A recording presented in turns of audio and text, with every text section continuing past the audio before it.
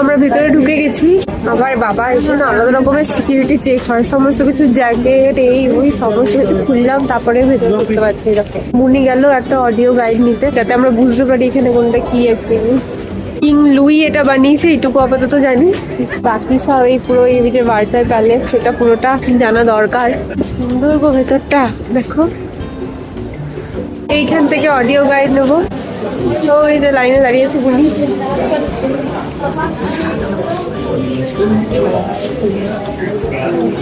প্রথম বিশ্বযুদ্ধে সেই বিখ্যাত ভার্সাই সন্ধি যখন পড়ছিলাম, তখন কি আর জানতাম এই প্যালেসে কোনোদিন আসতে পারবো এইভাবে।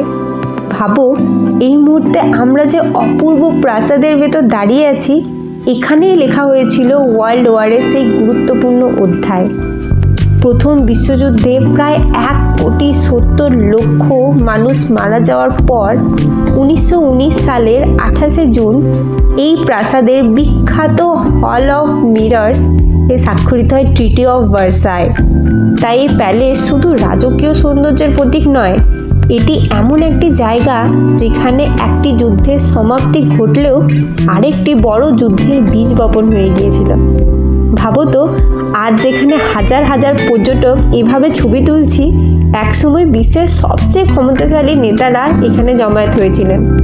বাইরে তখন যুদ্ধ শেষ, কিন্তু ভেতরে শুরু হয়েছিল ভবিষ্যতের ইতিহাস লেখা। এই দেখো, এগুলো হচ্ছে 1700 সেঞ্চুরির সমস্ত আর্ট। পুরো অন্ধকার অন্ধকার, জানি না তোমরা কতটা দেখতে পাচ্ছ। একসময় এটি ছিল ফ্রান্সের রাজা চতুর্দশ লুইয়ের বাসভবন। তিনি নিজেকে সান কিং বলতেন, আর সেই মহিমা এই প্রাসাদের প্রতিটি কোণেই ফুটে উঠেছে। বাইরে থেকে যতটা সুন্দর, ভেতরটা তার থেকেও অনেক বেশি রাজকীয়। প্রতিটি ঘরের সাজ একে অপরের থেকে একেবারে আলাদা।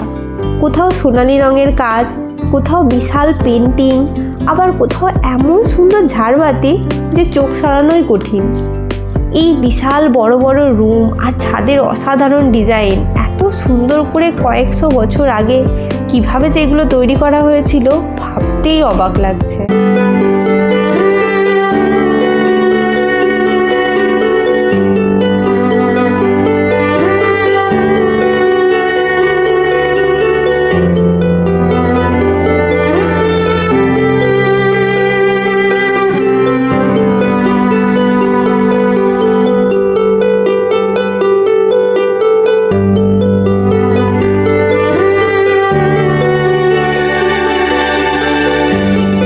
এখন আমি চলে এসেছি ভার্সাই প্যালেসের সবচেয়ে বিখ্যাত জায়গা, hall of mirrors.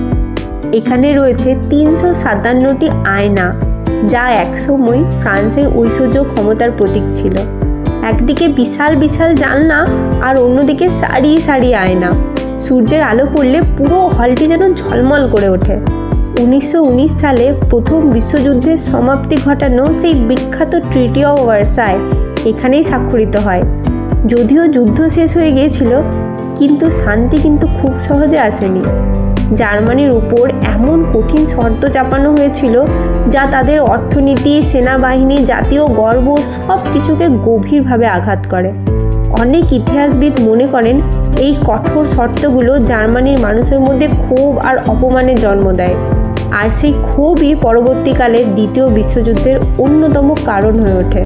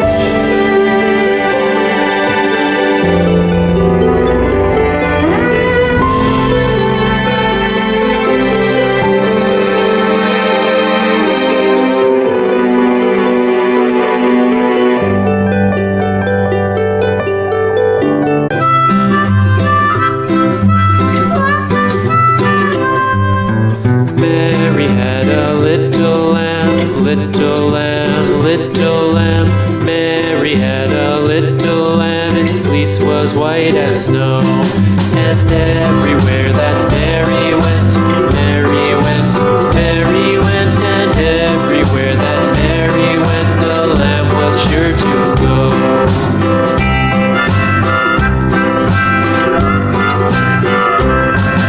It followed her to school one day, school one day, school one day. It followed her to school one day, which was against the rules. It made the children laugh and play, laugh and play, laugh and play. It made the children laugh and play to see a lamb at school.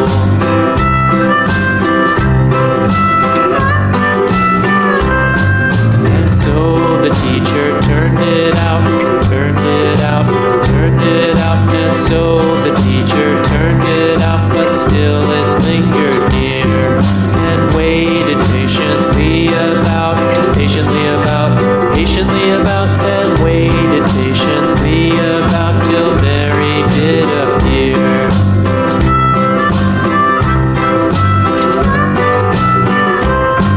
Why does the lamb love Mary so?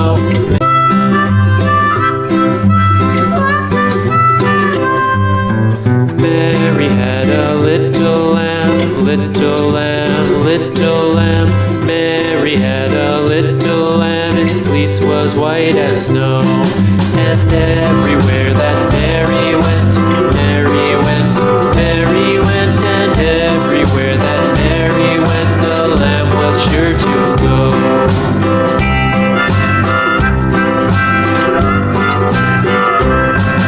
It followed her to school one day, school one day. আমাদের museum ঘোরা complete হয়ে গেল। ভেতরে তো এত কথা বলা মানে কোনো কিছুই বারণ ছিল না, কিন্তু সবাই এত চুপচাপ এখানে যে ভেতরে কথা বলা বারণ না থাকলেও বলছিলাম না আর কি, কারণ কেউ ডিস্টার্ব ফিল করবে বা কেউ কিছু যদি খারাপ কথা বলে দেয় তখন আমার খারাপ লেগে যাবে, সেই জন্য চুপচাপ ভিডিও করছিলাম তোমাদেরকে দেখাবো বলে।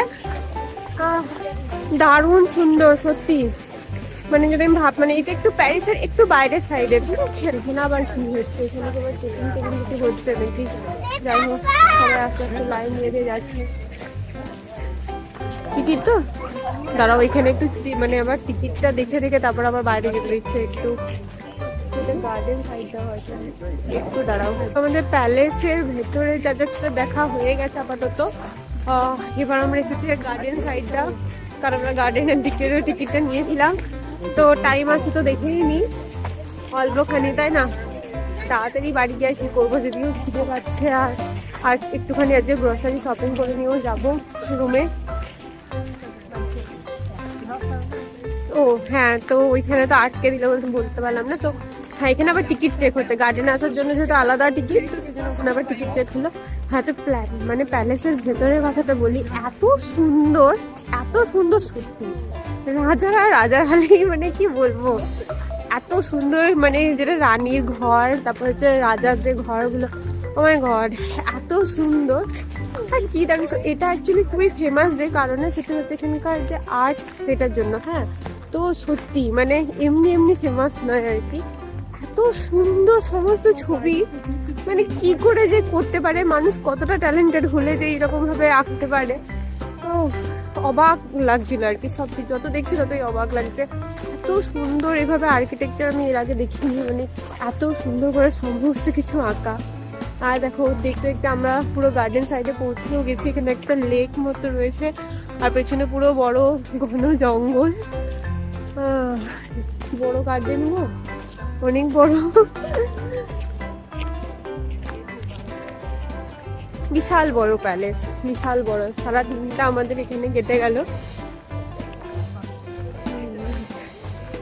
কালকে দেখবো ওয়েদার কেমন আছে, সেই অনুযায়ী আমরা প্ল্যান করব। আর যখন আসছিলাম তখন তো সকালবেলা একটু একটু বৃষ্টি পড়ছিল, এখন এখানে নেই বৃষ্টিটা। দেখবো আমি যেদিকে নিয়েছি এয়ারবিএনবি সেই দিক থেকে কিরকম ওয়েদার। এখানটা আপাতত আজকে সুন্দর ওয়েদার, এখানে পায়নি। ওই দেখো রানীর রুমটা যেটা ছিল না, রানীর যেটা বাড়ি ঘর আর কি, বাড়ি বলছি, রানীর যেটা ঘর, সেইখান থেকে আমি দেখছিলাম সোজা এখানকার যে ভিউটা, মানে পুরো মহল থেকেই ভিউ, কিন্তু রানীর ঘর থেকে আমি যেটা দেখছিলাম, বাহ, রানীর তো সকালে উঠে আনন্দই আনন্দ, এইরকম ভিউতে রানী উঠতো। রানী রানীর হালেই থাকতো। তোমাদের একটু ব্যাক ক্যামেরা করে দেখাই জায়গাটা।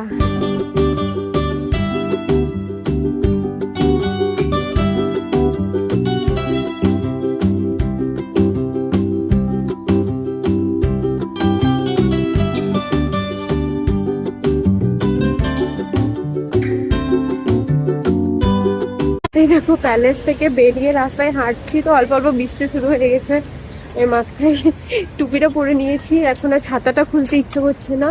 আমরা এখন রেস্টুরেন্টের দিকে যাচ্ছি, একটা ইন্ডিয়ান রেস্টুরেন্ট খুঁজেছি, সেখানে যাব। ও একটু পেটে একটুখানি কিছু পড়ার ওয়েট করছি, প্রচুর খিদে পেয়ে গেছে। এত বড় প্যালেস ঘুরতে ঘুরতে সব এনার্জি শেষ, খাবো যাবো, তারপর আবার ট্রেন ধরবো। হঠাৎ হঠাৎ বৃষ্টি শুরু হয়ে যাচ্ছে, বাপরে। প্রথমে ভাবছিলাম আমাদের এয়ারবিএনবি যেখানে বুক আছে সে তার কাছাকাছি চলে যাবো, ওইখানেও মানে সকালবেলায় আর কি দেখে রেখেছিলাম 2-4টে ইন্ডিয়ান রেস্টুরেন্ট, খুব সুন্দর সুন্দর, মানে বাঙালি রেস্তোরাঁ আর কি যাকে বলে। তো ওখানে খাওয়ার প্ল্যান ছিল, কিন্তু এত খিদে পেয়ে গেছে, এটা আবার 1 ঘন্টা যেতে হবে, অত টাইম নেই, মানে অতক্ষণ আর ভাল লাগবে না। আর মায়েরও কিছু খাওয়া হয়নি, সেই জন্য আর কি এখানে আমাদের কাছে পিঠে রয়েছে 2-4টে পরপর রেস্টুরেন্ট রয়েছে ইন্ডিয়ান, তার মধ্যে দেখি গিয়ে যেটা ভালো লাগবে সেখানে ঢুকবো, খেয়ে দিয়ে তারপর যাবো।